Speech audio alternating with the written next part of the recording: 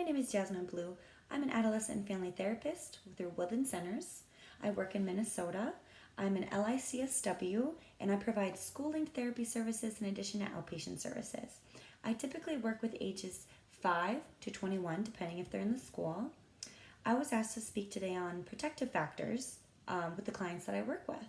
So some protective factors that contribute to a child's mental health and resiliency building would be social support, coping skills, physical health, sense of purpose, and self-esteem building. Those are kind of the 5 that we really hone in on.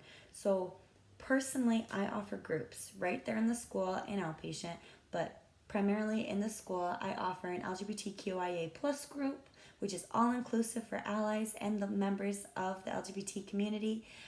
This is a great group that offers social support, helps build a sense of purpose for these kids. We work on goals, we work on awareness, and self-esteem building, so kind of a huge social support that definitely touches all those different bases, with exception of the physical health. Maybe we should go on more walks.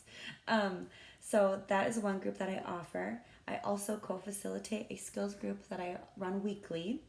And this, we are working to build, emotional identification, emotional intelligence. We work on coping skills, teaching, those children to learn how to manage some maladaptive behaviors or learn how to manage some distressing emotions.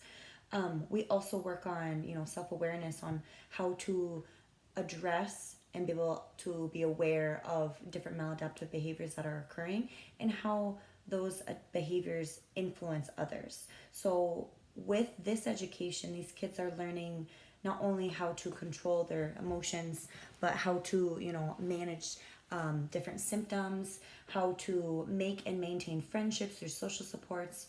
And so that's a great group that we offer in addition to, offering some support. Also within the school, I provide individual therapy services.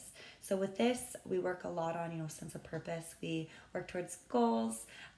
We do safety planning.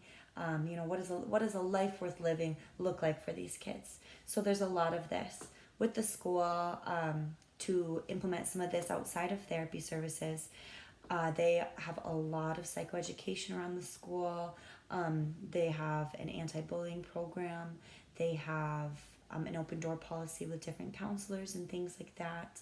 They are very all-inclusive and very culturally aware at the school I'm at, which is very lucky.